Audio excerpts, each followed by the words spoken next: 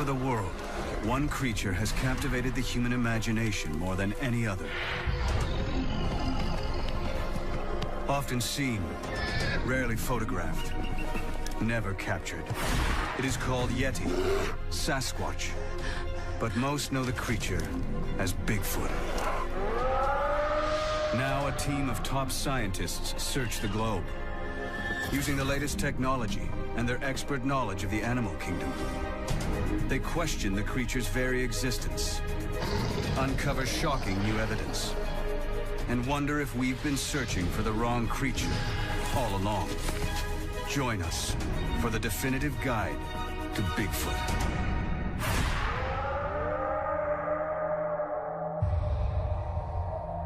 In 2009, more than 250 unexplained sightings of what was believed to be Bigfoot were recorded in North America.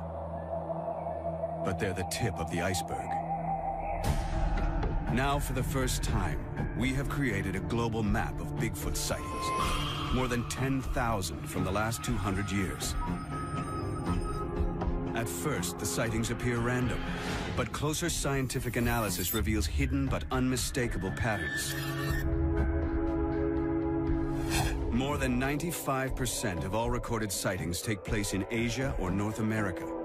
Nearly 70% of these are at high altitude and dense tree cover.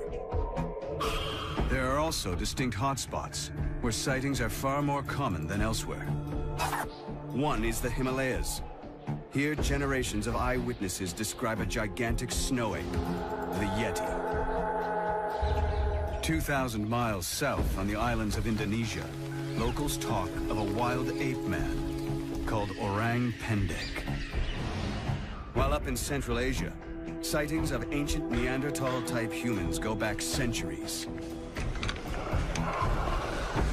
And here in the wilderness of North America, they see a giant ape-like beast. Sasquatch. Vancouver, British Columbia. This booming city has a population of over 2 million people. But right on its doorstep is a vast wilderness. 62 million acres of ancient forest, much of which has never been logged. The wilds of British Columbia have one of the greatest concentration of Bigfoot encounters in the world, more than 400 in the last century. Here in the forests surrounding Chilliwack Lake in the summer of 2008, 3 sightings took place within 10 miles of each other. 2 on the same night.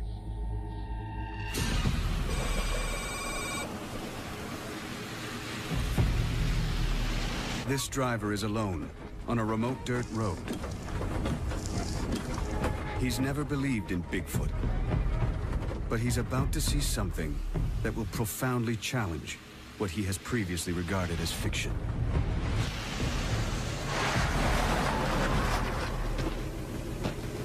This is the report he filed. I was coming up the road here, in the lights. I seen something, like a bear almost. But I realized this couldn't be a bear. It seen me and immediately left. It moved like a ninja. Nothing can move like that.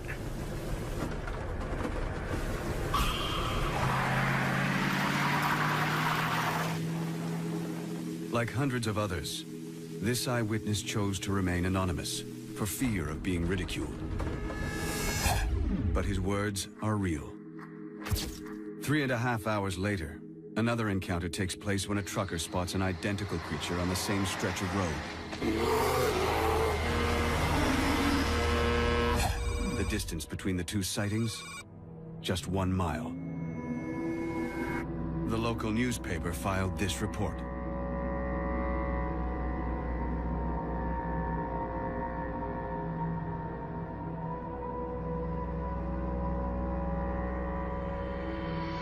Both eyewitnesses were convinced that what they saw was not a bear.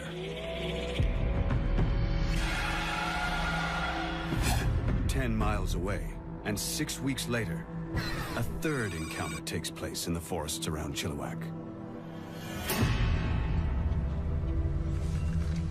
This experienced hunter was out stalking deer off the Ruby Creek Forest Service Road. What happened next has haunted him ever since. Without warning, a rock hurls toward him. I swung my upper body and my rifle over to the side, thinking that it was a bear, and it wasn't. It was a rock in mid-flight. It looked to be about 2 feet long. So I was looking to where it came from.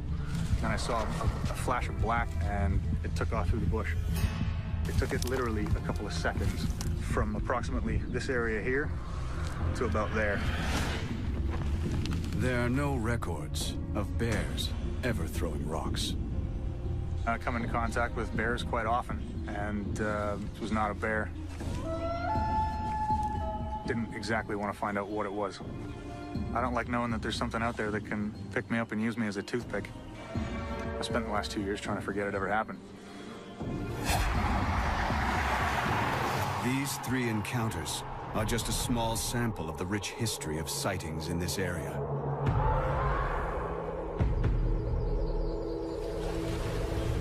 Stories of rock-throwing wild men date back generations in the Chilliwack region.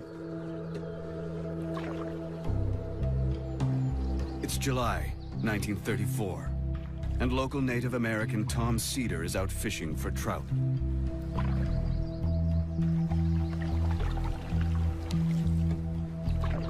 He's lived and hunted in this remote area all his life. But he's taken completely by surprise when what he reports to be a Sasquatch starts hurling rocks, trying to capsize his canoe.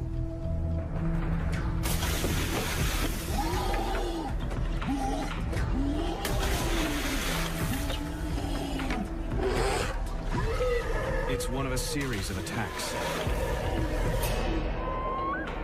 And the first time local tribes share their long history of Sasquatch encounters with outsiders.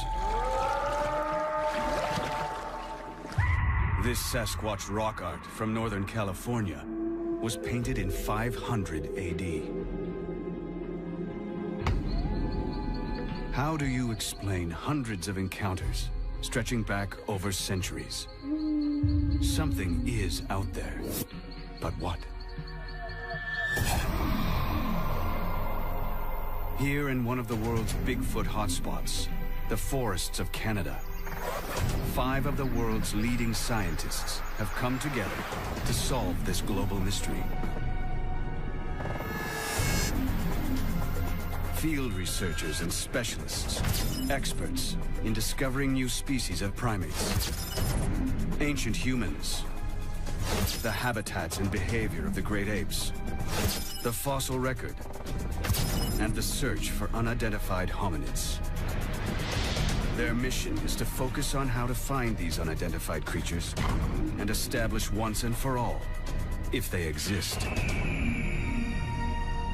This is one of the most intriguing questions of zoological exploration that faces science in this modern era. Jeff Meldrum has first-hand experience of what may have been Bigfoot. Did you hear that? That rock was pretty good size. Let's stay here. We've had action. We've had rocks thrown at us. In 2007, he was part of a team besieged by an unidentified rock-throwing creature in a remote Canadian cabin.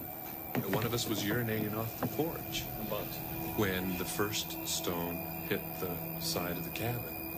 I'm still shaking. Teammate Ian Redmond has led several expeditions searching for evidence of the Yeti. He's convinced something unexplained is out there. If you put aside the hoaxers and the ones that are clearly mistaken identity, there's still a nugget, which is why we're all here. The team will concentrate on a fundamental principle. If Bigfoot is real, it must fit into our understanding of the natural world, meaning it must do everything other animals do, from feeding to finding a mate. The scientists first examine the best evidence available, video and film footage.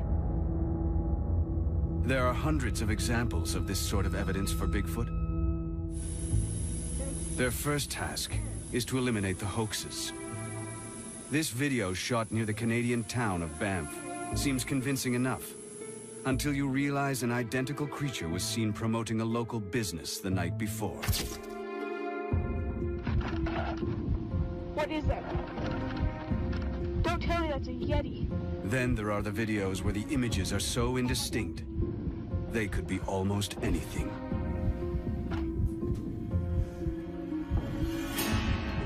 Once they eliminate the obvious hoaxes and the images that are so blurred or out of focus to make any real identification possible, there's very little left. The experts are not so surprised.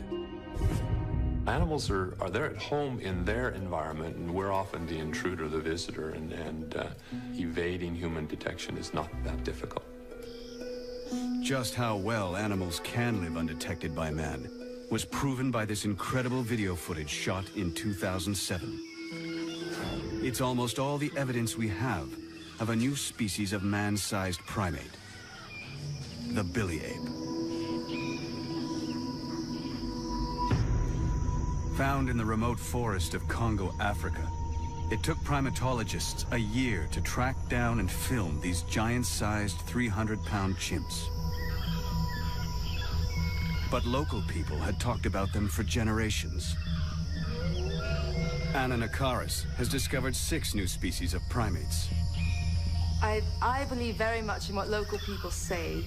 And if local people tell me something is there, I have a suspicion that it may be, even if I haven't seen it. The team points to the discovery of the billy ape as a positive indicator for Bigfoot. If a new species as large as this has managed to live undetected by science for so long, could other species of giant ape-like creatures still be out there? The team goes in search of answers, heading out into the heart of the densest clusters of Bigfoot sightings in the world. And they tackle the single most controversial piece of Bigfoot evidence ever. A team of leading scientists are searching for evidence of Bigfoot that cannot be dismissed. Their goal? To separate fact from fiction and create the definitive guide to this mysterious creature. Research has identified the forests of British Columbia as one of its most probable habitats. Now Ian Redmond takes the search directly into the field. He's one of the world's leading gorilla trackers and is using his highly trained eye to look for signs of an unknown species of ape. Redmond is on Vancouver Island, a place where sightings of Sasquatch are so common, it's sometimes nicknamed Ape Island.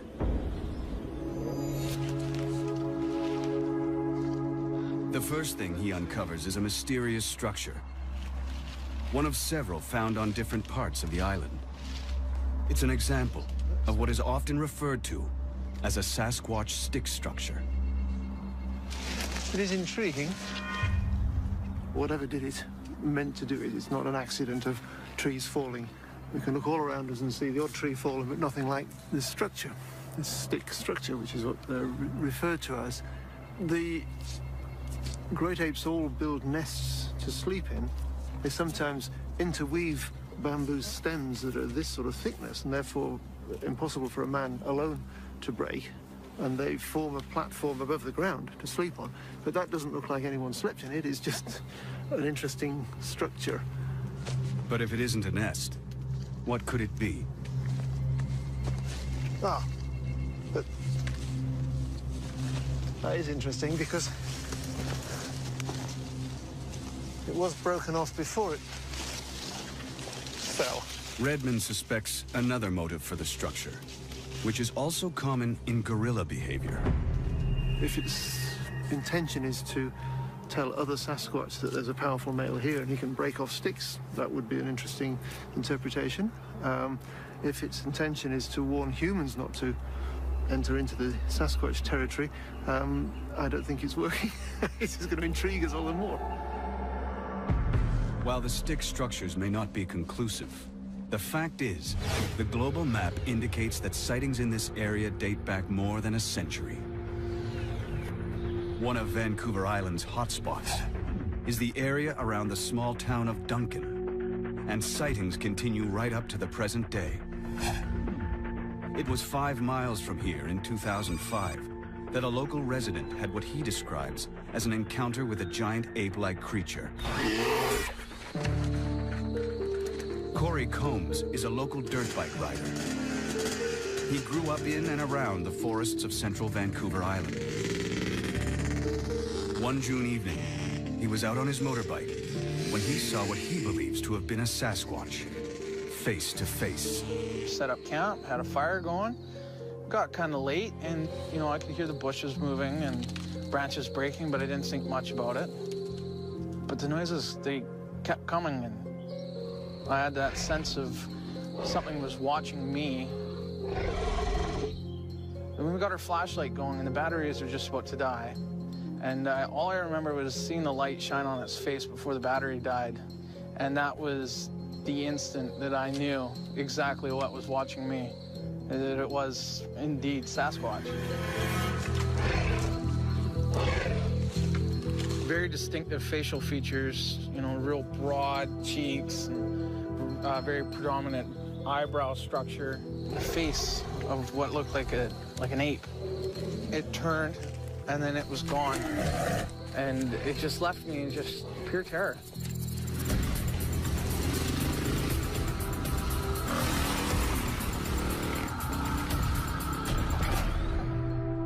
In June 2006, another alleged Sasquatch encounter took place 17 miles west of Duncan.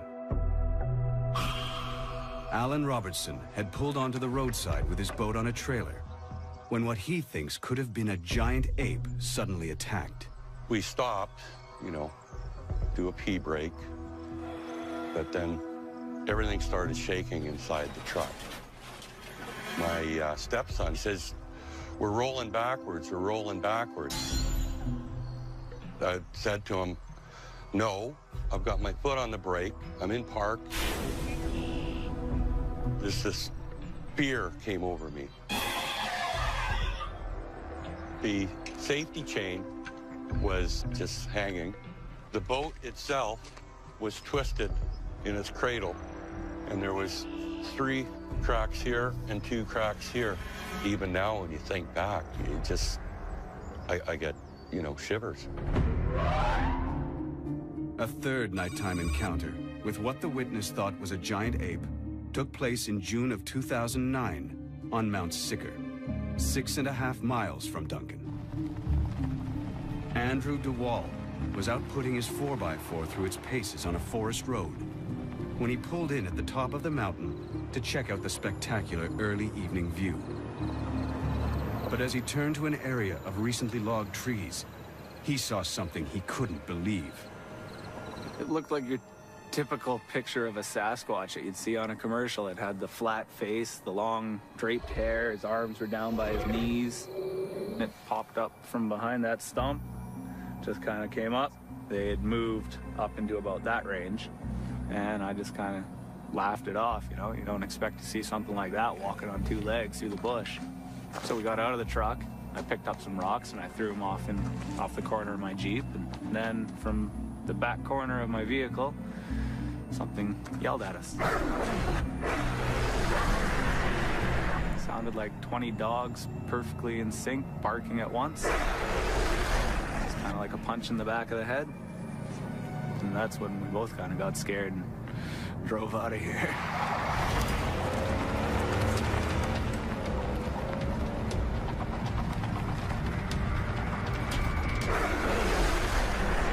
Sasquatch howling like a pack of dogs sounds far-fetched, but gorillas also bark.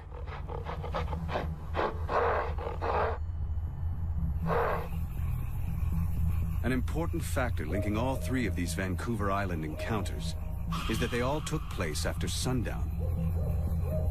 Apes don't have night vision, so how could Bigfoot be active at night?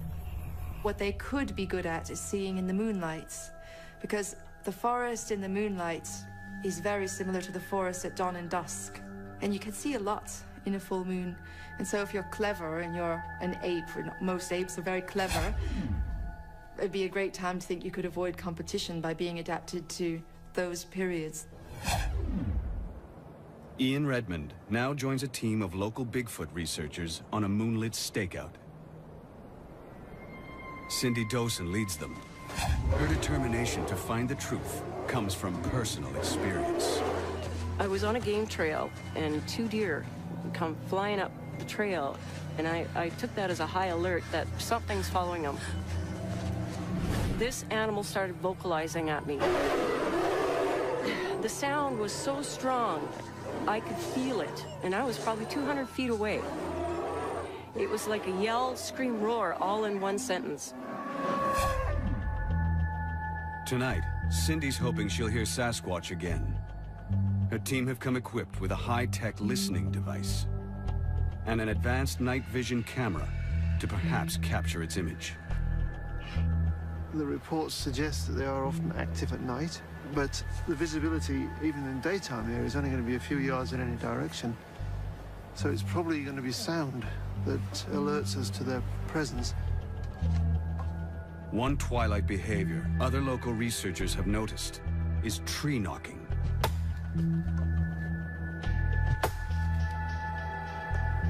Sasquatch apparently respond to this because they say that if you sort of thwack twice, you'll get 2 taps coming back. And that's communicating. This unusual behavior has been reported in other apes, notably chimps.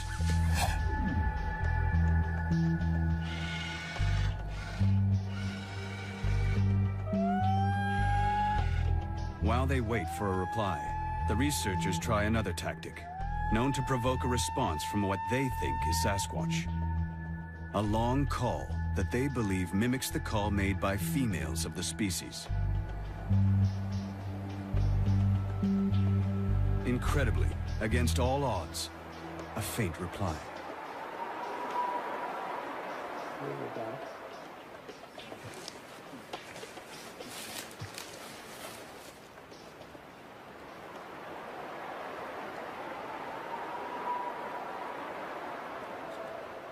But the researchers are confused. Replaying it again and again, it sounds like it's mimicking field expert Cindy Dawson.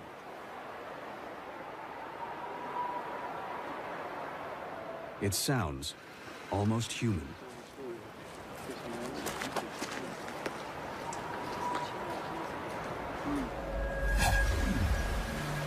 The next morning, Ian Redmond explores the area for signs of a great ape having passed through. What does he think of last night's distant cry? When we heard from some distance behind us a reply, of course, the reaction was immediate. It was extremely exciting, but Cindy was very calm and didn't show immediate excitement at the reply. And I guess she was being cautious because it sounded human-like.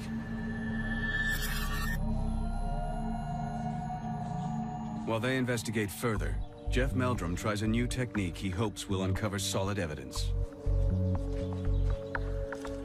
He's teamed up with Bigfoot researcher and habitat specialist John Mayenzinski. They've gone back to the drawing board and come up with a new and untried method for finding Sasquatch. Tracker dogs. Well, these detection dogs are used quite commonly in search and rescue efforts, but also in recovery efforts, finding the remains of a deceased hiker or hunter. If dogs like these can be trained to locate human remains, they could, in theory, be trained to find the remains of Sasquatch. The most difficult part of the training is finding something that may give the dogs the creature's scent. Our first sample came from a mountain range in Washington State, about 20 years old now. The other sample is much more recent. This is about 2 months old. It comes from the Rockies, and it was also associated with tracks. It's a tough call. The experts can't be sure if the samples are genuine, nor that they give off enough scent to potentially train the dogs to hunt for remains. The 2 dogs take it in turns to try and pick up scent from either of the samples. The first dog detects nothing.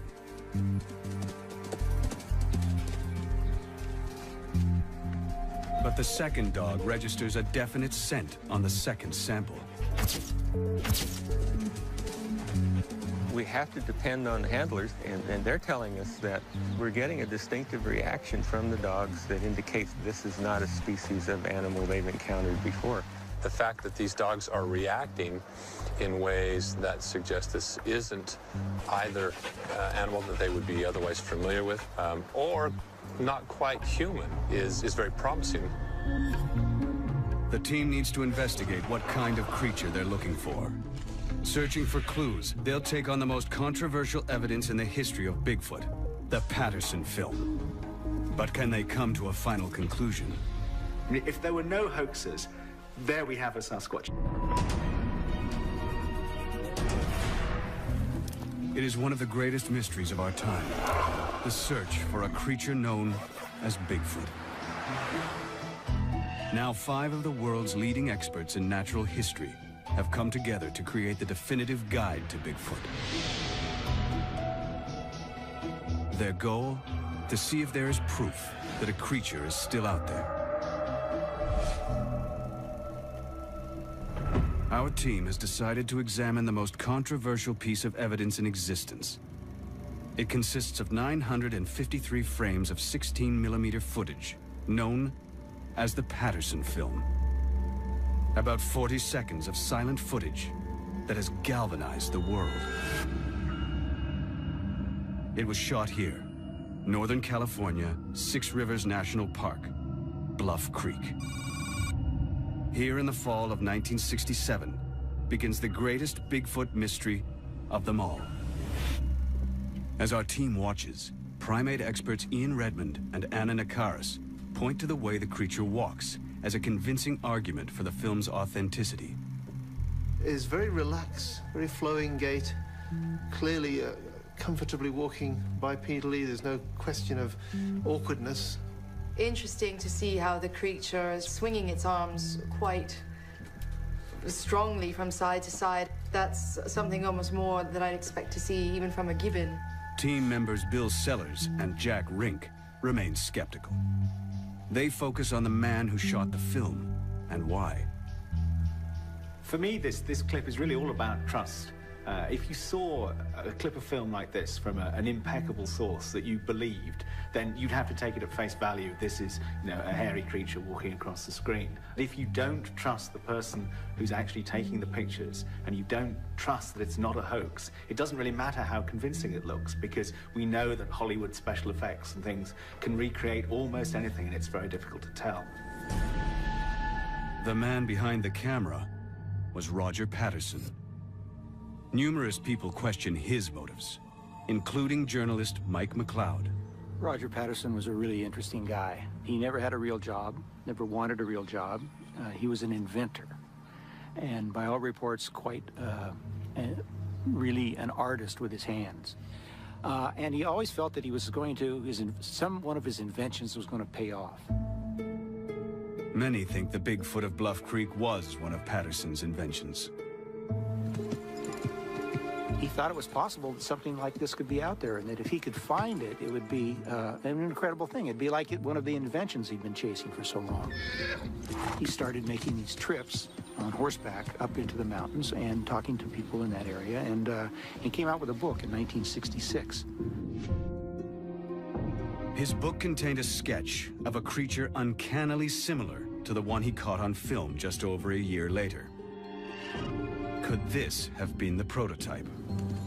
Roger Patterson's ambitions went much further than writing a book. He borrowed money to direct a Bigfoot movie.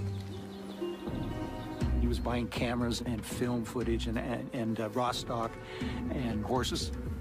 It was while preparing to shoot his movie that Patterson claims to have caught a female Sasquatch on camera, totally by chance.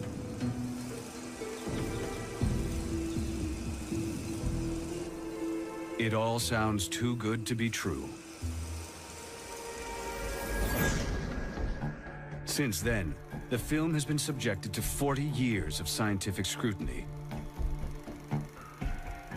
From biometric analysis of the creature's gait and stride length, to markers showing its height in the natural environment, no one has managed to prove it's a fake.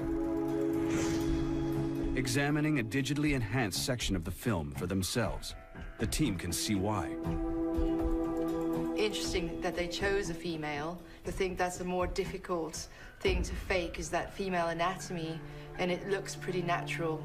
And so if it is a costume or if it is a suit, I think they've done it pretty well. If Roger Patterson wanted to create a hoax, why would he go to the trouble of creating an anatomically correct female? Ian Redmond agrees. The film seems too realistic to be a fake creature, created by a rookie filmmaker. The bits of the anatomy just look very convincing. There appears to be shorter hair, slightly lighter hair around the waist. It just looks like the way a silverback's back narrows in a little bit and has that short hair there compared to the longer hair on the arms. It just looks like a silverback. And in 1967, most people had not seen photographs of gorillas. I think it's a very exciting bit of film. But the team disagree on the head turn. The part that really bothers me the most is the turn to look towards the camera. Looks so human to me. But after hundreds of hours tracking gorillas in the wild, Ian Redmond is intimately familiar with how they move. If you work with great apes, you see that many of those mannerisms, the way you stop, listen, look, are actually shared by all the great apes, human and non-human. This remarkable footage of a gorilla, shot in a wildlife park, shows how closely they can resemble humans when walking on two legs. But journalist Mike McLeod thinks he has the story that shatters the Patterson myth. Roger Patterson was broke and he had to provide for his family. And if you're making a film, you can spend a lot of money real quick. And he went through that money zippity. I think he went down and shot that film in California because he just needed to get, that was the money shot.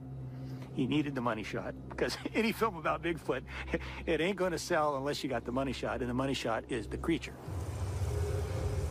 Nobody's ever found a suit. It was either made of cowhide or it may have been rented from a costume rental studio. But in any case, he really brought his artistic sensibilities to the film he shot in 1967, which has become an icon. Jeff Meldrum disagrees. This is anything but just a man in a fursuit. There wasn't spandex, there wasn't Velcro, there wasn't anything but relatively cheap costume fur available, especially to an amateur who might be trying to pull off a hoax. If it's a hoax, it really stands as one of the most sophisticated accomplishments of its time. I have to disagree, actually. It's not. I mean, to me, I look at it, and given its history and so forth, you know, it shrieks at me, man in suit. It really does. Roger Patterson went to his grave, taking the truth with him, swearing both his film and Sasquatch were real. I don't think it's incongruous that Roger Patterson would believe that a creature like that existed and then go out and shoot a fake film. It's actually quite interesting. That's his vision of what it looked like. The team remain divided. Two believe it could really be a Sasquatch. Two are unconvinced. One is undecided. But as our global map reveals, real or fake, one incredible fact is certain. In the years after Roger Patterson's film, places like Ohio, Pennsylvania, Maryland, Texas, and Montana, who have almost no previous history of Bigfoot sightings, have become sightings hotspots. In just 10 years, there are more sightings than in the previous 150, and they just keep coming. Can all these eyewitnesses really be seeing Bigfoot? In my experience, hoaxes have been actually very few and far between, and the challenge that we face is sifting the misidentifications, the over-imagination of enthusiastic investigators for whom every bump in the night, every call in the forest is evidence of Sasquatch activity. It's a bit like the Loch Ness Monster. Anyone who sees a lump in the water hopes that's what they're seeing. The team decides to investigate this massive surge. One of the places with the greatest rise in sightings of Bigfoot-like creatures is Florida.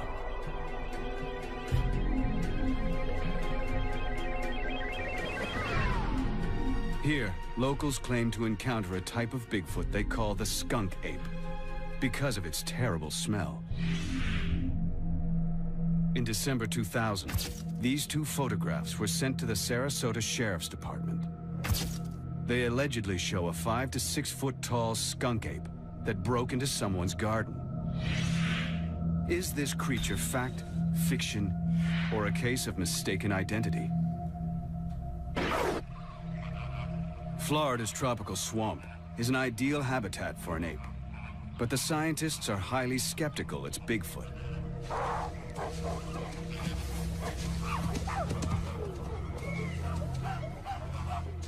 There's a whole huge menagerie of pets that have been released, particularly in South Florida. We know that primates can thrive in these habitats, and chimpanzees are extremely adaptable, and there's a lot of food they can be eating in Florida.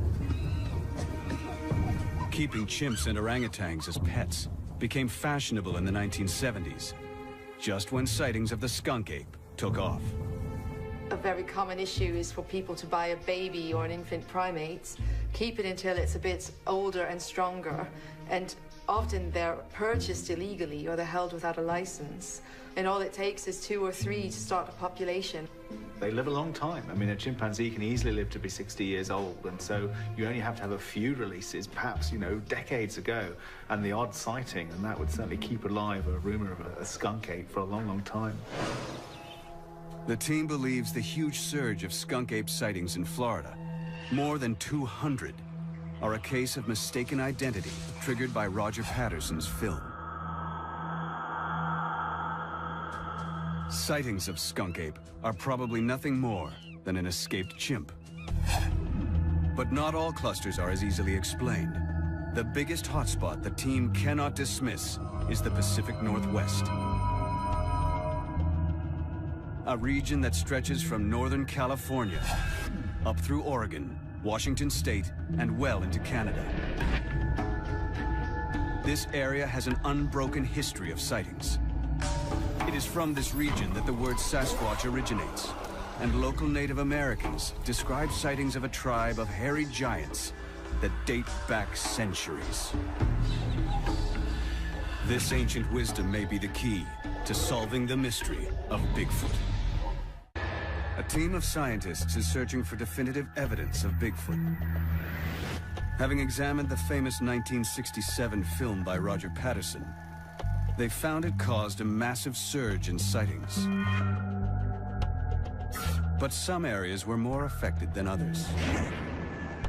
The team's global map shows them that hundreds of sightings in the Pacific Northwest took place long before Patterson's film, making them potentially far more reliable than sightings reported elsewhere in the years after. A key hotspot is the area around the town of Chilliwack in British Columbia. There were a cluster of sightings here in the early 1930s and 40s.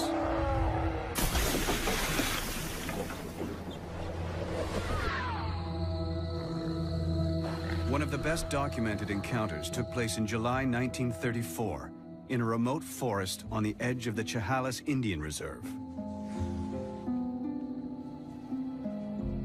Millie Saw and a friend are at home.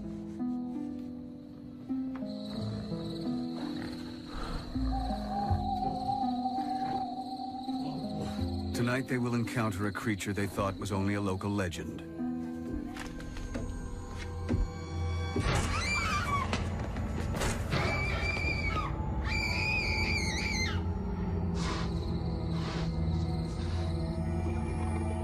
The two women report a giant hairy hand at their window and being trapped for the whole night by a monstrous creature. It's an untarnished record from impeccable witnesses. And they're not alone.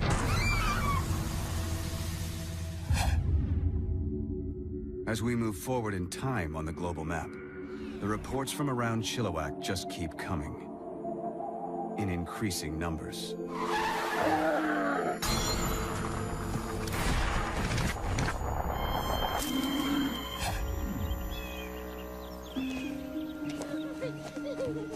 September 1941. This is Jenny Chapman and her young children. They're a respectable folk, known and trusted in the local community. It's a typical afternoon. The kids are playing, and Jenny is hanging her laundry. Her husband, Jack, is at work on the railroad. They're alone. Their home is miles from the nearest town. The forest is close and dense. And something is out there.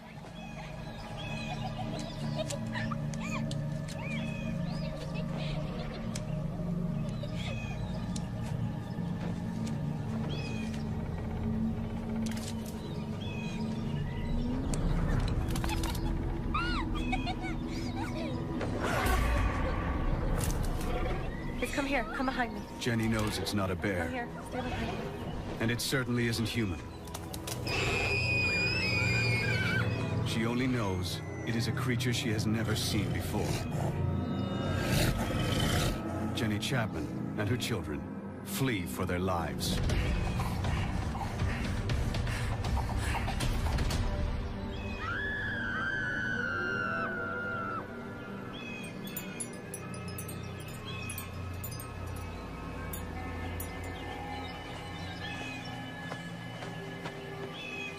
Jack Chapman arrives home at dusk.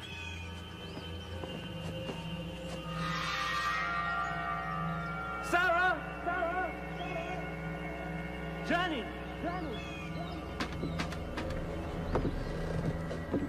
He finds strange reddish-brown hair snagged on the high door lintel. The house has been ransacked.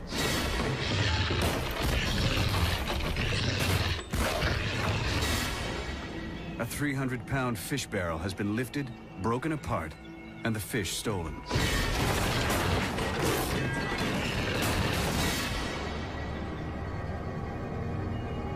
Realizing his wife and children are missing, he runs into the forest. Jack Chapman eventually finds his family taking refuge in the nearby town. The family never returns to the homestead.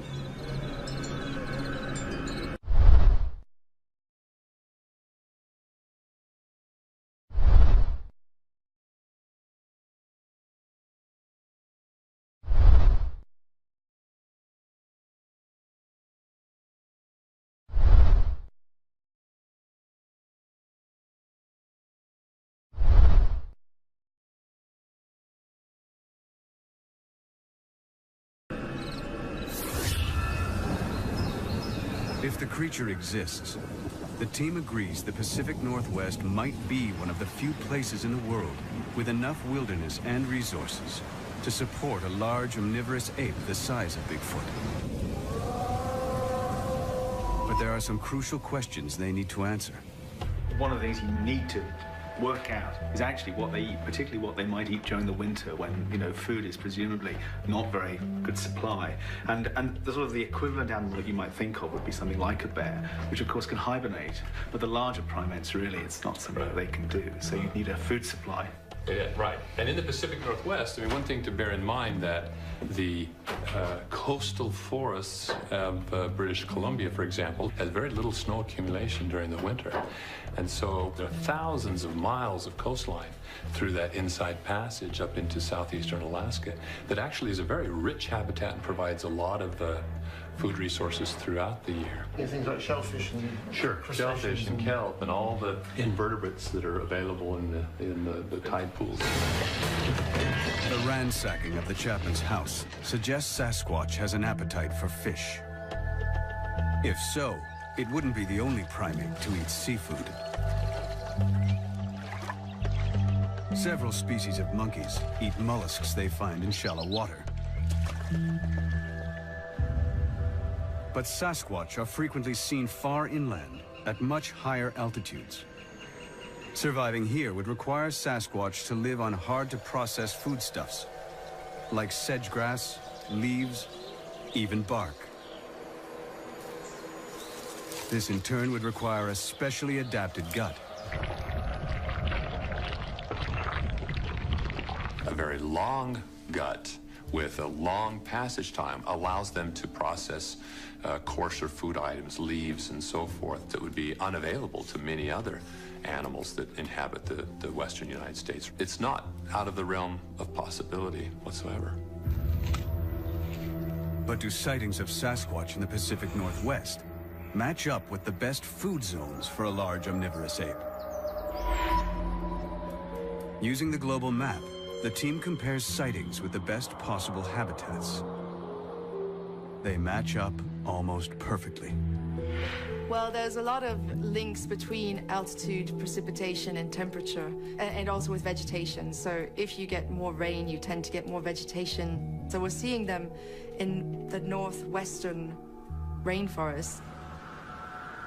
The whole team agrees that a giant omnivorous ape could survive in the Pacific Northwest. But they need to consider a crucial question. How did a giant ape get to North America? Seeking answers, they look to Asia and sightings of another famous unknown creature, the Yeti.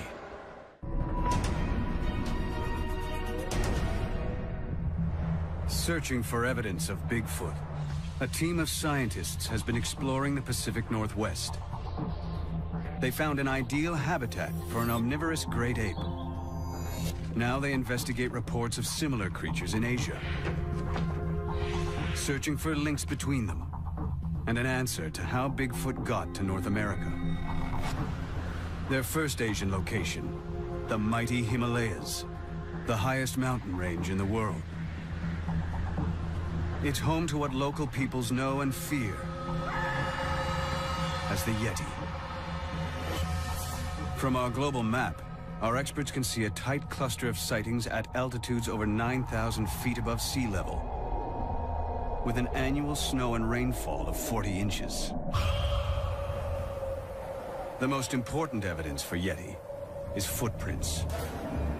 In 1951, climber Eric Shipton was at a height of 20,000 feet during an expedition to Mount Everest, when totally unexpectedly, he came across these ape-like giant prints. With no other humans living even remotely nearby, he was convinced they must have been genuine. Jeff Meldrum has a cast of the original Shipton footprint, and he's convinced it definitely came from a real creature.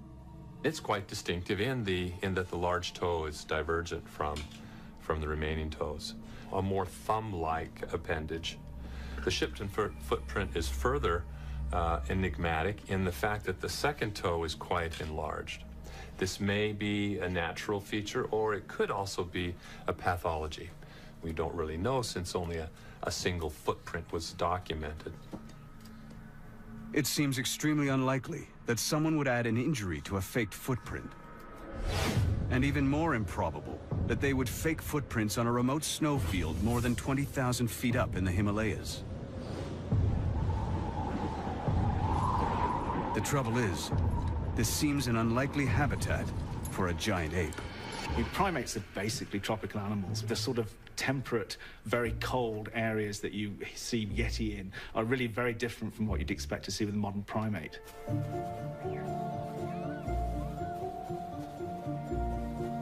But there are exceptions. These Japanese macaques live at an altitude of over 10,000 feet and further north than any known primate. They've adapted to survive in temperatures of -4 degrees Fahrenheit. Could Yeti have adapted to live in the same environment?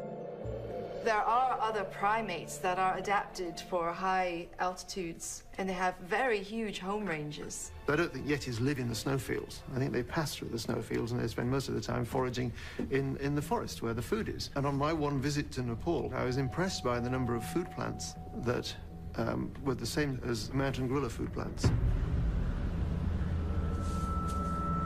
Yeti's available diet and its footprints suggest it could be a creature closely related to a giant mountain gorilla. But locals say they have seen it tearing yaks and goats apart with claws. This seems impossible because apes don't have claws. Ian Redmond's experience on expedition suggests there may be a simple explanation. I found the carcass of a wild goat, which had been eaten by a predator, and there were big cat prints nearby. But I would think that any intelligent hominid coming across a carcass killed by another predator would immediately avail himself of it. Rather than kill yaks and goats itself, Yeti could be a scavenger. The team has little other evidence to go on. Tibetan and Nepalese monks treasure Yeti hairs and bones as sacred artifacts. Some samples have been analyzed for DNA, but so far, almost all have been identified as belonging to other known animals. But the Yeti isn't the only unknown giant creature in this isolated part of the world. Less than 300 miles from Mount Everest, in the mountainous jungles of the Garo Hills of northern India, there is a long history of sightings of an almost identical creature, called locally the Mande Barum. Local people encounter them all the time. They see them in the forest. They say in general they're quite gentle, that they don't really harm you, but they're still extremely afraid of them. Descriptions of the Mande Barum and the Yeti show such close similarities. Team member Ian Redmond thinks they are the same species, just adapted to different environments. I think of it as the lowland Yeti. It's not up in the snowfields, it's down in hot, steamy tropical forests of northern India. Evidence for this lowland Yeti is even more difficult to track down. It's actually very good luck to get a piece of it. And so by the time anybody goes to investigate it, villagers have come from miles around and ripped off a token. And it's almost like a relic, a little piece of a saint. You never see a whole body, but you occasionally see the scalp or you see a finger bone. And in fact, local ranger he had a finger bone, and he wanted to have it submitted for DNA analysis to see what it was. And he gave it to the Department of Wildlife, and they thought it would bring mockery to the department, and so it disappeared. I think what this does, though, is highlight fear of ridicule, because anyone who's seen any of these things is likely to keep quiet about it because they'll be mocked. 1,000 miles east, in China, is what may be a third variety of Yeti. A creature the Chinese call the Yeren. In the mountainous forests of central China is a cluster of 200 sightings. But these are just reports from the last few decades. Legends of encounters with the Yeren, or wild man, date back to 200 BC.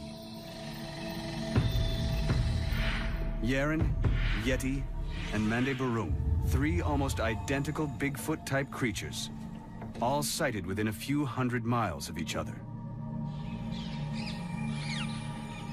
The theory is they could all be linked and share the same ancestor, a giant ape that lived in Asia in the past.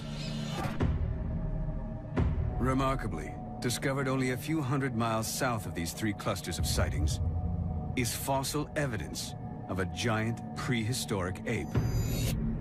Called Gigantopithecus, for centuries its teeth were used as ingredients in Chinese medicine. Gigantopithecus was first discovered by these molars that were being sold in Chinese apothecaries as dragon's teeth, and turned out to be big ape molars, and then a bit of mandible was found, I understand, and if you kind of put that together, it seems that it was a large gorilla-like ape. It was using bone samples like this that team member Jack Rink, a specialist in fossil dating, worked out how long ago Gigantopithecus lived. Well, to the best of our knowledge, Gigantopithecus's last known occurrence was about 300,000 years ago in southwest China. So that's your geographical and your temporal location for the last sighting in the fossil record. This means Gigantopithecus was still alive at the time of our Stone Age ancestors. There's almost no possibility that humans and Gigantopithecus did not encounter each other So I really firmly believe that there has to have been interaction between these two primates. The majority of the team believe that if the Yeti and Asia's other reported giant apes exist, they are almost certainly descendants of Gigantopithecus. But is the North American Sasquatch? Today, Asia and North America are separated by the Pacific Ocean. But many times over the last million years, a temporary land bridge has formed between Siberia and Alaska as sea levels have changed. It's possible a giant ape could have migrated across this precarious plateau of land into North America. But there's another creature that could also have made this journey. Now the team investigates evidence that sightings of Sasquatch might not be a giant ape, but a species much closer to man.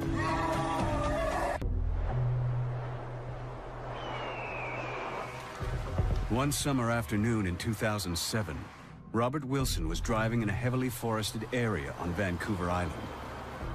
He didn't know it, but the area had a long history of Bigfoot sightings.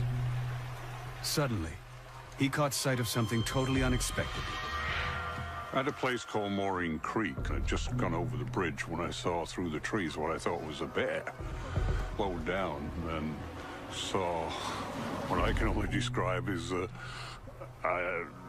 large, hairy man who looked caveman-like, if you wish, or sort of a Neanderthal features. As big as a bear, you know, easily.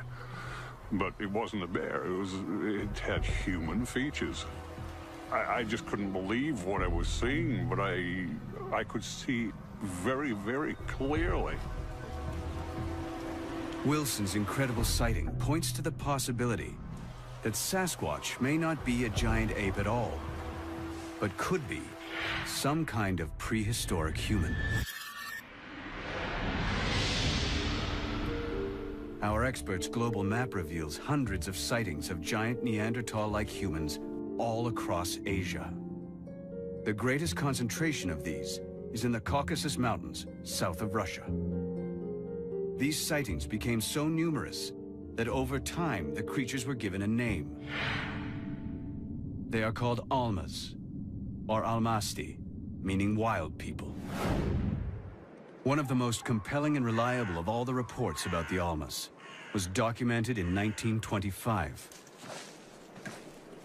General Mikhail Stepanovich Topilsky of the Russian Red Army attempted to surprise what he'd been informed were rebel soldiers hiding in a remote cave.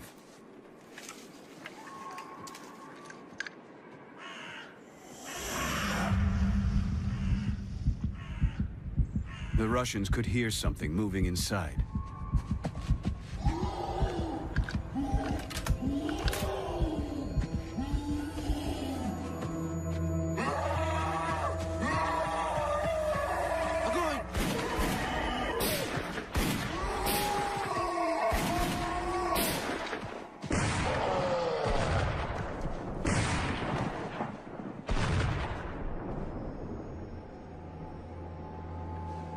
To their horror, the general and his men discovered they had gunned down not a modern enemy, but some sort of prehistoric human.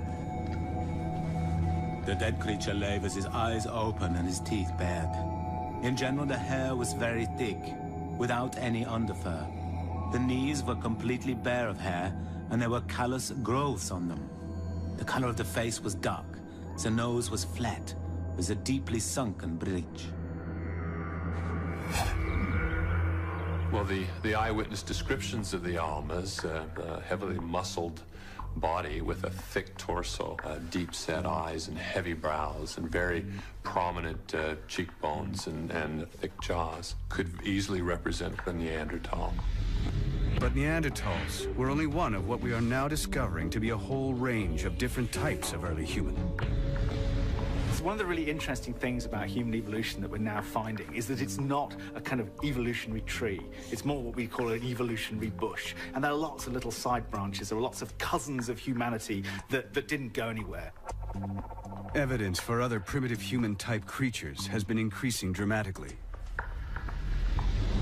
In fact, fossil evidence of a human relative has been found on the island of Flores in Southeast Asia, and it shows that this creature was alive until recently. Unlike the Almasty, they are very small, but they too are a separate species from modern man. Scientists named the creature Homo floresiensis. Homo floresiensis, the hobbit, is always described as an example of island dwarfism. So this is an animal that's found itself on an island with none of the normal competitors that we'd normally have. And there is no need for it to be big anymore. Nothing's going to eat it because there are no predators. And so the particular ecology it's in is favoring being small. Fossils of this real-life hobbit date to 10,000 years ago. But locals on nearby Sumatra have long spoken of a legendary small forest man they call Orang Pendek. Could this be the same creature? Or perhaps an even more primitive subspecies? Anna Nakaris has worked extensively in Southeast Asia, where she has discovered new species of primates. She's convinced local people's stories of Orang Pendek are reliable and of a real creature. Local people can be extremely reliable, and there is a lot to say in listening to the stories of the people that live in these remote places. The thing that's so fascinating to me is the life that's been breathed into the legend, so to speak, by the recent discovery of the Homo floresiensis, the hobbit. You know, the prospect of a relic population of hominid or another type of primate might not be so far-fetched. Incredibly, just as these local stories have proved Orang Pendek might have a basis in fact, so too, new evidence reveals what might be the remains of the real-life Almasty. In March 2010, an amazing new discovery was made on the borders of Russia and Kazakhstan, in the same region as the 1925 encounter. From just a single finger bone, scientists identified yet another type of human species. They're calling it the X-woman, or Homo denisova.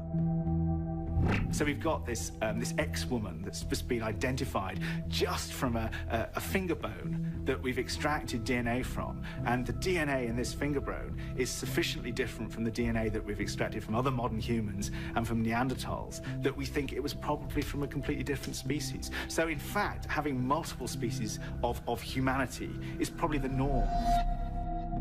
Scientists now think Homo denisova was a cousin of Homo floresiensis. Some of the team believe remnants of multiple species of humans could still be living today. These days, we seem not to be able to imagine that we can be living side by side with another bipedal creature, whereas in fact we did for 1 million years. And that was only discovered for certain in the 1980s. Exactly. Why would the present be the exception to the rule that has seemed to prevail for literally millions of years?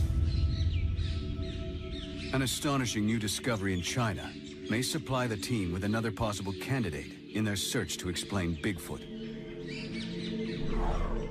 A giant ancestor of Neanderthal called Homo heidelbergensis. Until recently, heidelbergensis was believed to have gone extinct more than 250,000 years ago. But according to Jeff Meldrum, these newly unearthed remains may completely rewrite these dates. It's remarkable because the preliminary dates have been placed at about 12,000 years ago, which is extremely recent. This find suggests heidelbergensis was still alive in Asia when the first modern humans were migrating to North America.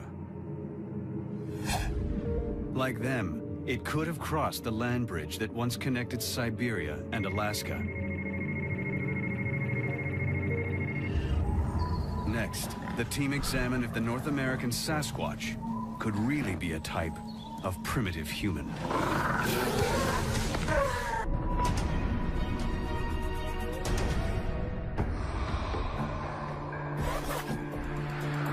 In their quest to find definitive evidence of Bigfoot, a team of scientists is examining the possibility that the creature may be a type of early human. They've been investigating a potential suspect called Homo heidelbergensis, a giant ancestor of Neanderthals, which could have crossed into North America from Asia. They turned to one of the earliest written records of an encounter with Bigfoot. Could it be the same creature?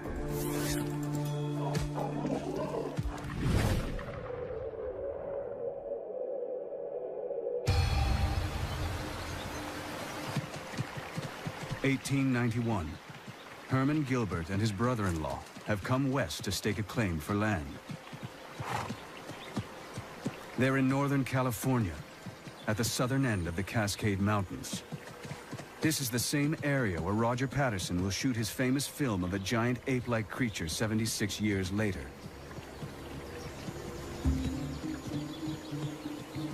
But from all accounts, what they're about to witness may not be an ape, but some kind of human.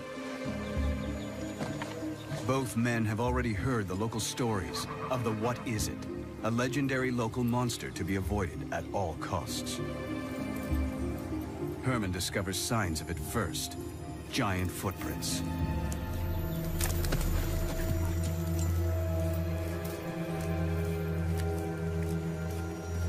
Bones and gore litter the area. The smell is overpowering.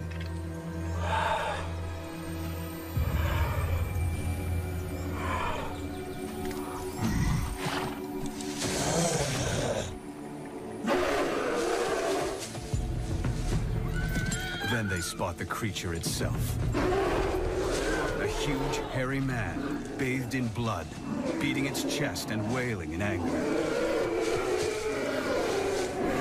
Like others who have seen it before them, Gilbert and his brother-in-law flee.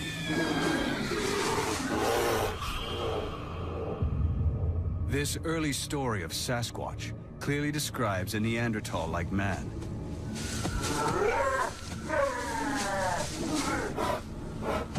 One possible candidate for Bigfoot is an ancestor of Neanderthal called Homo heidelbergensis. Heidelbergensis was the biggest known ancient human.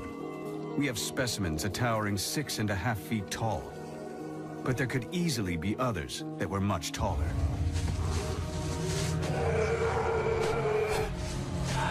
But Jeff Meldrum thinks Sasquatch behavior is far too wild to be explained as that of a human.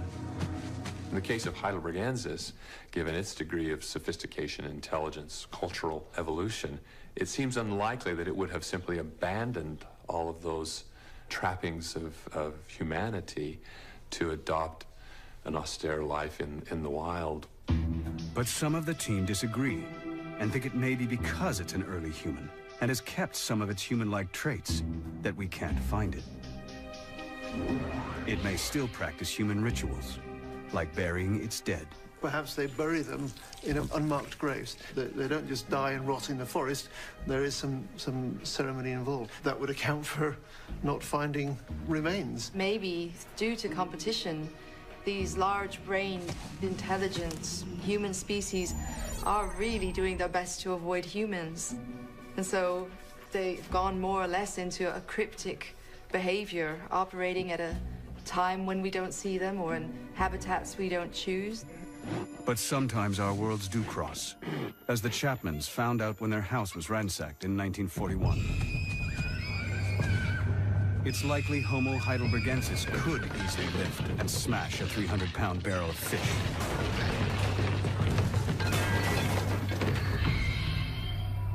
Fossils show heidelbergensis had much thicker bones than a modern human. Bone's expensive, so if you've got thick bones, then you're going to have fairly big muscles to operate these things. Thick bones, big muscles, and therefore you were stronger. This stronger frame and muscles could also explain how the creatures have regularly been reported to run at speeds of 30 miles per hour. Sprinters, it's all about power. It's all about having kind of a bigger engine, so that's sort of more muscle for your weight. Perhaps they were built for sprinting. Today's fastest sprinters average 6.3 feet tall and run at 27 miles per hour. A super strong 6'5" Heidelbergensis could easily be faster. And that's not all. Native American stories of Sasquatch describe hairy, rock-throwing men, which closely match the description of Heidelbergensis. The tribes of the Pacific Northwest also report the Sasquatch's attraction to human women. These stories stretch back centuries, but even today, they remain protective of women when they believe Bigfoot is at large.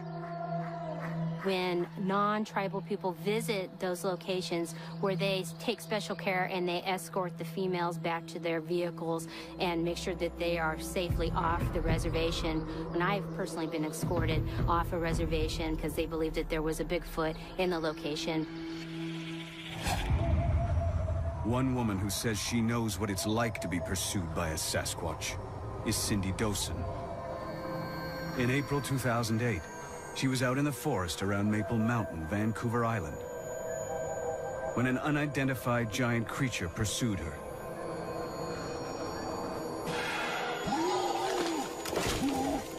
It was in the bush, breaking limbs and smashing trees, about 2 steps behind me. She fled for her life. This thing screaming and hollering at me. I need to hide, get out of the way. It was like it was hurting me or pushing me along.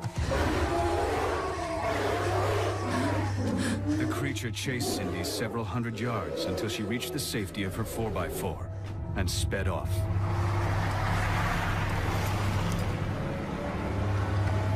And when I got into my car, I started crying. I just fell apart. And I wouldn't go back out in the woods for up to 3 weeks. I just would not. There's just no way. Was this a close encounter with a lone male Sasquatch searching for a mate? Some First Nation legends go as far to say Sasquatch had children by human women. There is oral tradition that it's happened in the past. They do talk about that offspring have been produced, and the child will only usually live a very short period of time due to rapid growth. It's usually very slow, can't learn the language, doesn't learn any traditions. But if Sasquatch really is a Heidelbergensis, mating with a human might not be as far-fetched as you might think. Recent genetic research has revealed early modern humans mated successfully with Neanderthals. Many people today still carry Neanderthal genes.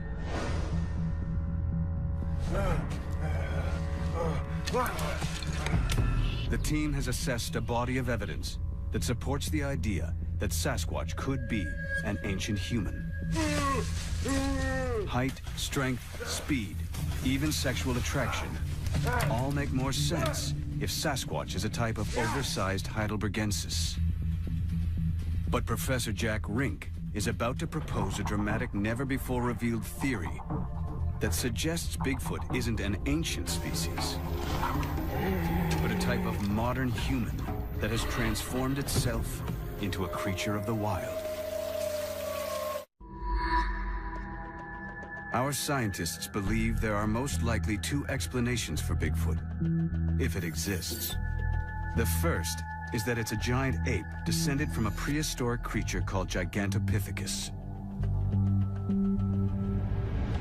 The second, it's an unidentified species of ancient human, possibly a Homo heidelbergensis. But now the team investigates a third possibility, a new theory that focuses on the Pacific Northwest.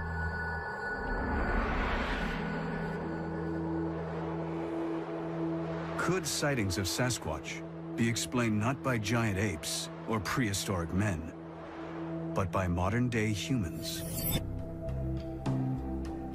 Based on research into the Native American Squamish Nation, Jack Rink has learned of the secretive training rituals that must be undertaken by the tribe's shamans.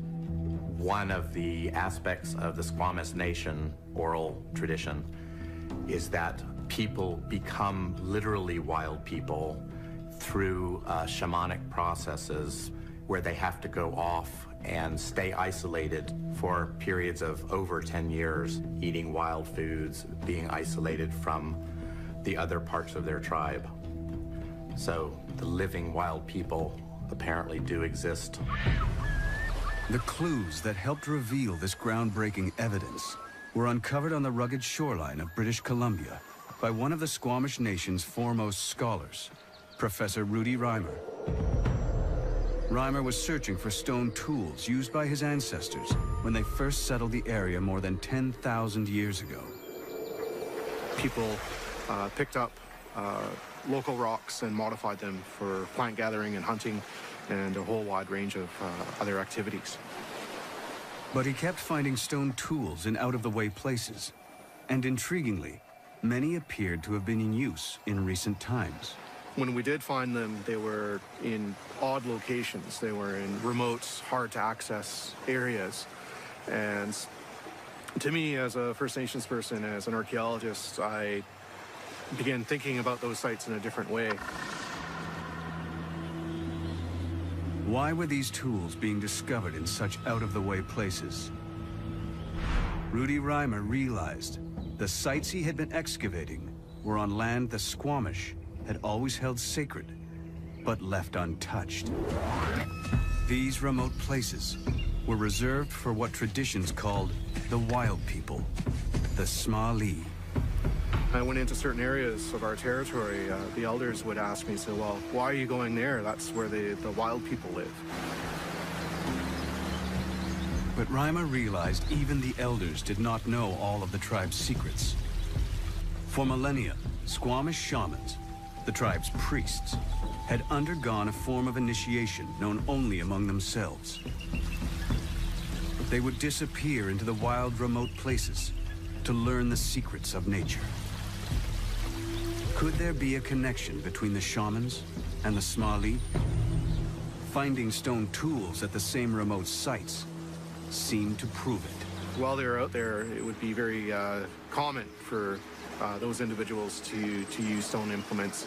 And as a result, we find remnants in very remote locations where people would have gone to do those spiritual training, those physical training activities. But how could shamans be mistaken for Sasquatch? The young men who undertook shamanic training were expected to live in complete isolation from the rest of the world. They were forbidden from coming into contact with people. Cut off, even from their own tribe, their training could take years. In the process, gradually transforming them into unrecognizable wild men. After a few years, they would have appeared very differently than someone living back at their home village, interacting with plants, animals, being on their own for extended periods of time. You know, they would have become very physically fit. Their hair would have become very long and unkept, but they also be behaving differently. They may be mistaken for what we call an ape or a strange creature dwelling out in the wilderness. Some traditions even speak of these wild young men covering their bodies in thick horsehair moss to keep warm. If someone was wearing a coat of black lichen, of course they'd look like a hairy man. Yeah. But at the same time, are they doing that because they want to look like a Sasquatch as part of their ritual? Yeah. It's easy to see how the legend of hairy wild men was born. My perspective offers a cultural explanation for what we call Sasquatch, or what we in the Squamish Nation call Smiley, the wild people. Explaining Sasquatch as a case of mistaken identity would only be possible if shamanic training was still happening in the forests of British Columbia today. Incredibly, this seems to be the case. Carries on into modern day, and those people who are re-engaging with the landscape in those various forms of training, they bring back important messages of the landscape. And it's not just the Squamish people. Tribes all over the Pacific Northwest have similar age-old traditions of wild man training. Can more than 400 local eyewitnesses over more than 100 years actually have been staring into the eyes of Squamish shamans? And could similar shamanic initiations explain sightings elsewhere? And the question might arise, can these account for all of the Bigfoot Sasquatch sightings that we have in North America? Could this really be an answer to the question of Bigfoot? There would have to be a whole lot of tribes participating in this back to nature wild man concept in order for that to be a reality. I don't see how the essence of what Bigfoot is to so many cultures across North America could possibly be represented with such a simple explanation. It's time for the team to weigh the evidence and reveal their findings.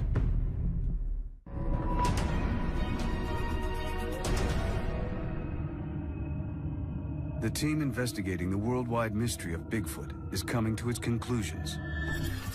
They've narrowed down their inquiry to 3 potential suspects for what the creature, if it exists, could be.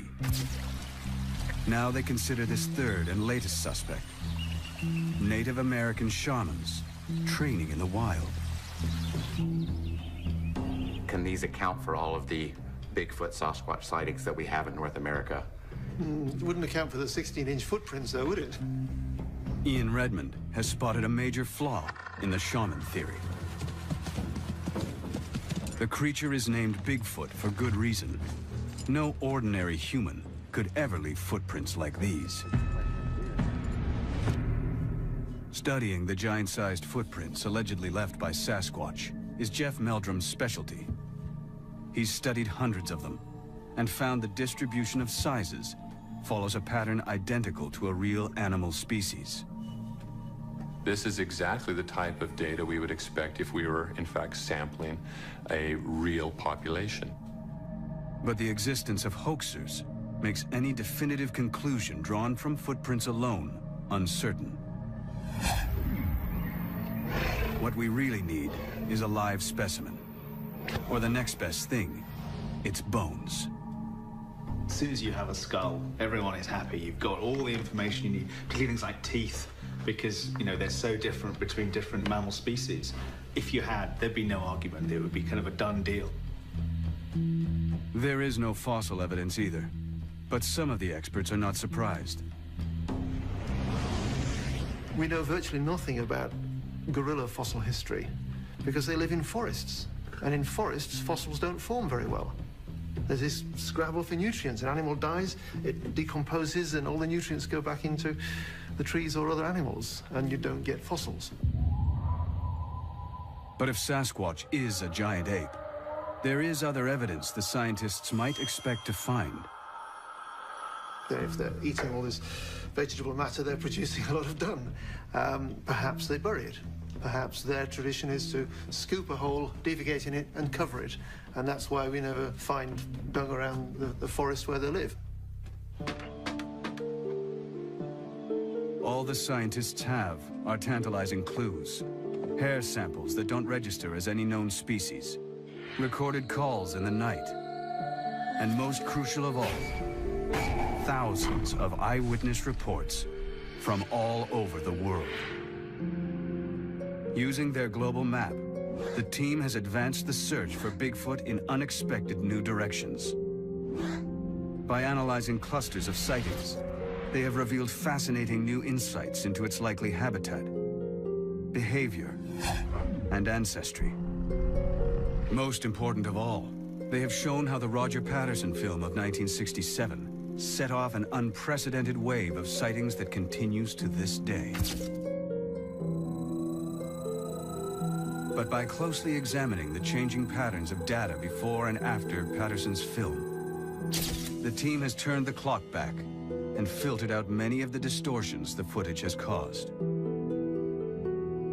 This helped them rule out either hoaxes or cases of mistaken identity, like Florida's skunk ape, which the team believes is probably one or more escaped chimps or other species of ape. On the other side of the world, in the forest of Sumatra, the team found the opposite, a history of sightings that cannot be explained by mistaken identity. What the 3-foot-high orang pendek is, no one yet knows. But most of the team thinks it's a genuine case of an unknown creature. I think of all of them, that's got a very strong possibility to be discovered.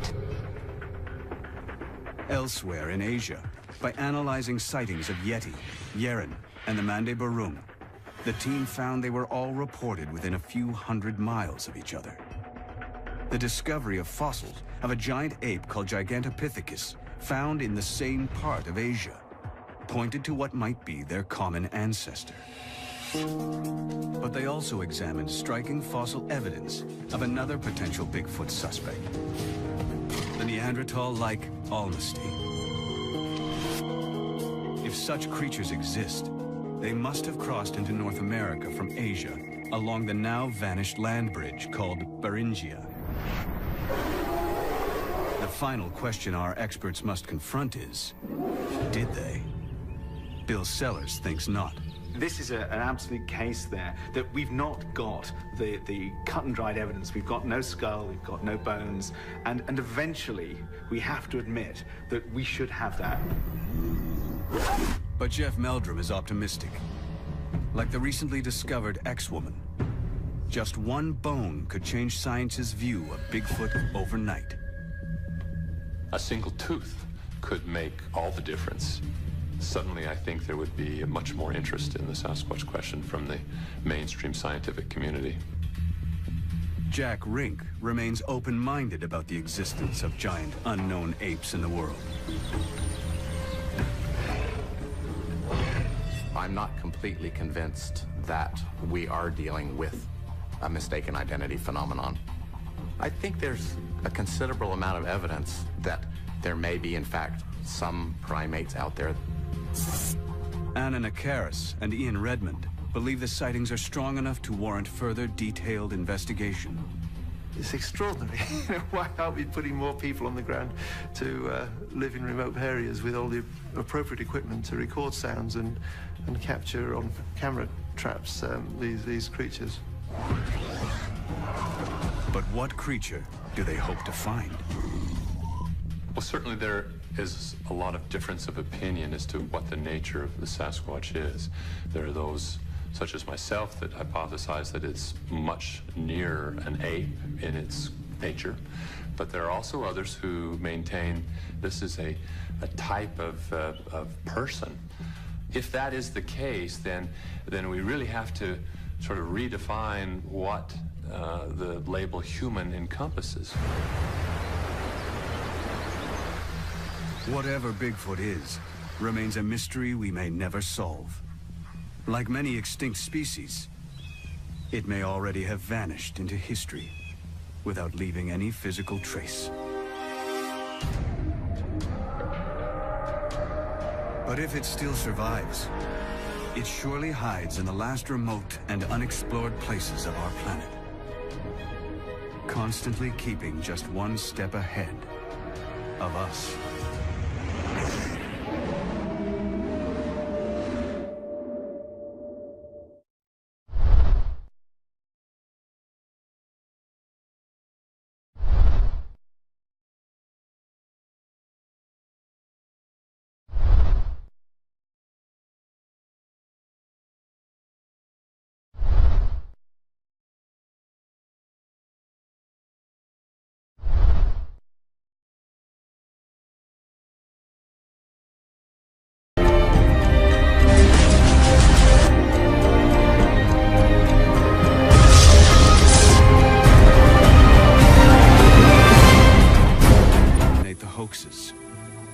This video shot near the Canadian town of Banff seems convincing enough, until you realize an identical creature was seen promoting a local business the night before. What is that? Don't tell me that's a Yeti. Then there are the videos where the images are so indistinct, they could be almost anything.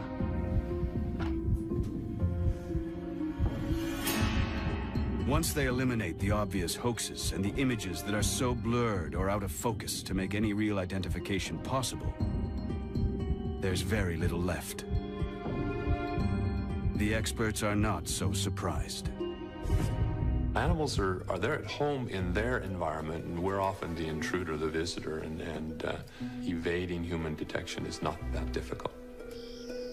Just how well animals can live undetected by man was proven by this incredible video footage shot in 2007. It's almost all the evidence we have of a new species of man-sized primate, the billy ape.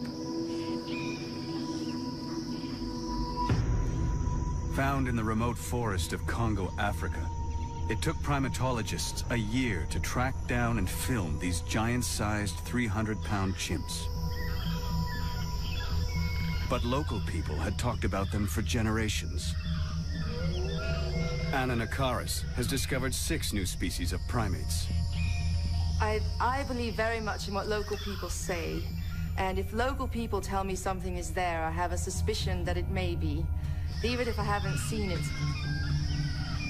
The team points to the discovery of the billy ape as a positive indicator for Bigfoot.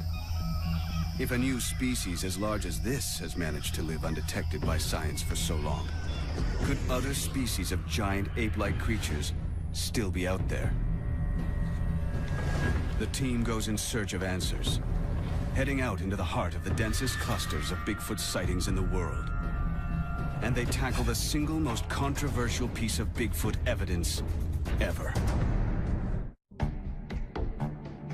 A team of leading scientists are searching for evidence of Bigfoot that cannot be dismissed. Their goal? To separate fact from fiction and create the definitive guide to this mysterious creature. Research has identified the forests of British Columbia as one of its most probable habitats, with outsiders. This Sasquatch rock art from Northern California was painted in 500 AD. How do you explain hundreds of encounters stretching back over centuries? Something is out there, but what? Here in one of the world's Bigfoot hotspots, the forests of Canada, 5 of the world's leading scientists have come together to solve this global mystery. Field researchers and specialists, experts in discovering new species of primates, ancient humans, the habitats and behavior of the great apes, the fossil record, and the search for unidentified hominids. Their mission is to focus on how to find these unidentified creatures and establish once and for all if they exist. This is one of the most intriguing questions of zoological exploration that faces science in this modern era. Jeff Meldrum has first-hand experience of what may have been Bigfoot. Did you hear that? That rock was pretty good size. Let's stay here. We've had action. We've had rocks thrown at us. In 2007, he was part of a team besieged by an unidentified rock-throwing creature in a remote Canadian cabin. One of us was urinating off the porch when the first stone hit the side of the cabin. I'm still shaking. Teammate Ian Redmond has led several expeditions searching for evidence of the Yeti. He's convinced something unexplained is out there. If you put aside the hoaxers and the ones that are clearly mistaken identity, there's still a nugget, which is why we're all here. The team will concentrate on a fundamental principle. If Bigfoot is real, it must fit into our understanding of the natural world, meaning it must do everything other animals do, from feeding to finding a mate. The scientists first examine the best evidence available, video and film footage. There are hundreds of examples of this sort of evidence for Bigfoot. Their first task is to eliminate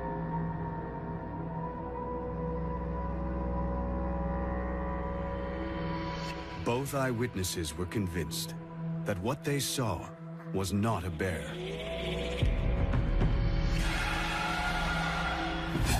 "10 miles away, and 6 weeks later, a third encounter takes place in the forests around Chilliwack.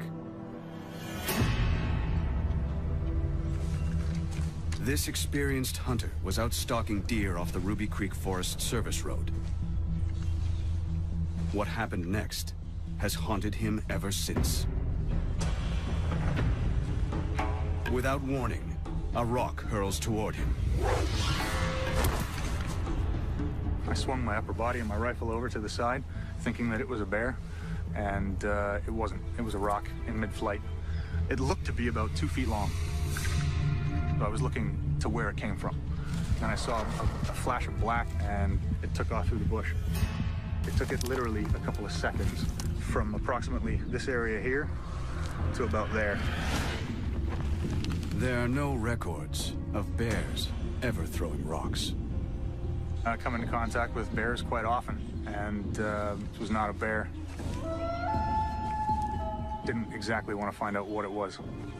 I don't like knowing that there's something out there that can pick me up and use me as a toothpick. I spent the last 2 years trying to forget it ever happened. These 3 encounters are just a small sample of the rich history of sightings in this area.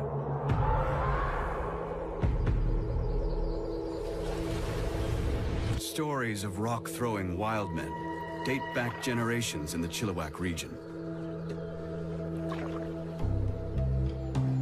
It's July 1934, and local Native American Tom Cedar is out fishing for trout.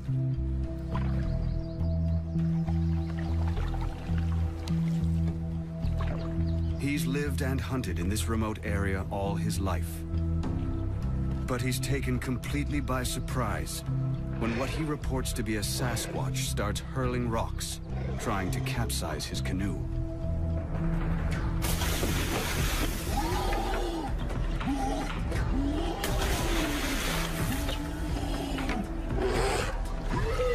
It's one of a series of attacks. And the first time local tribes share their long history of Sasquatch encounters.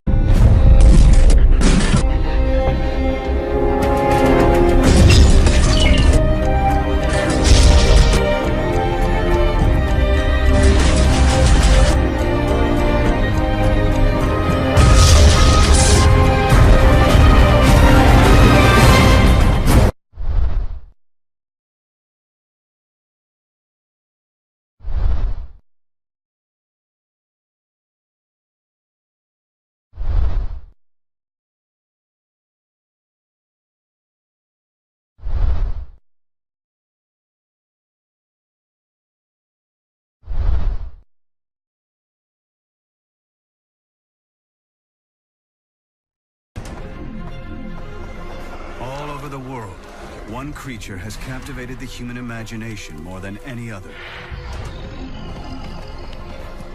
Often seen, rarely photographed, never captured. It is called Yeti, Sasquatch, but most know the creature as Bigfoot. Now a team of top scientists search the globe, using the latest technology and their expert knowledge of the animal kingdom. They question the creature's very existence, uncover shocking new evidence, and wonder if we've been searching for the wrong creature all along. Join us for the definitive guide to Bigfoot.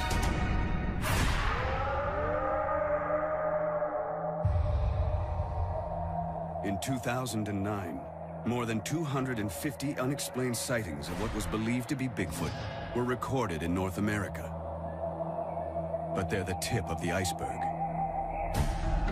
Now, for the first time, we have created a global map of Bigfoot sightings. More than 10,000 from the last 200 years. At first, the sightings appear random, but closer scientific analysis reveals hidden but unmistakable patterns.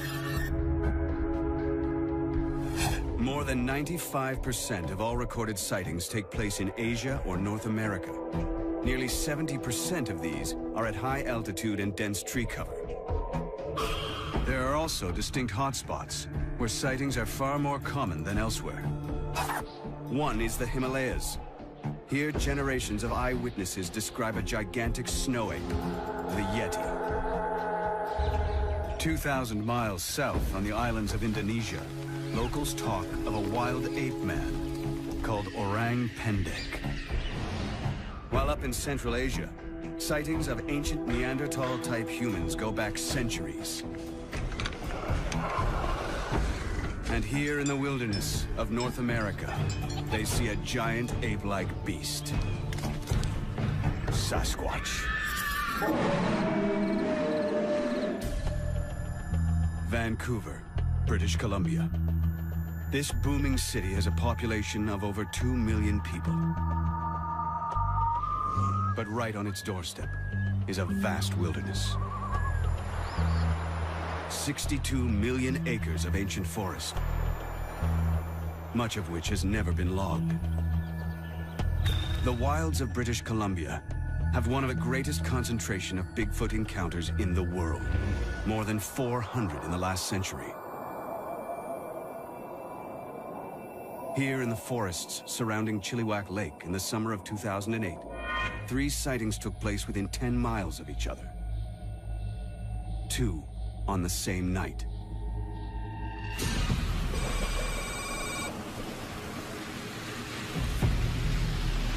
This driver is alone on a remote dirt road. He's never believed in Bigfoot, but he's about to see something that will profoundly challenge what he has previously regarded as fiction.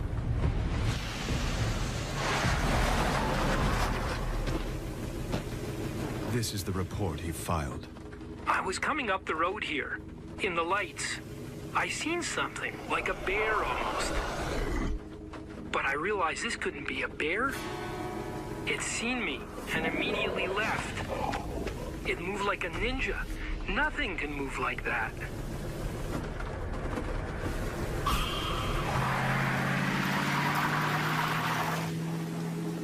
Like hundreds of others, this eyewitness chose to remain anonymous for fear of being ridiculed. But his words are real. 3.5 hours later, another encounter takes place when a trucker spots an identical creature on the same stretch of road. The distance between the 2 sightings? Just 1 mile. The local newspaper filed this report.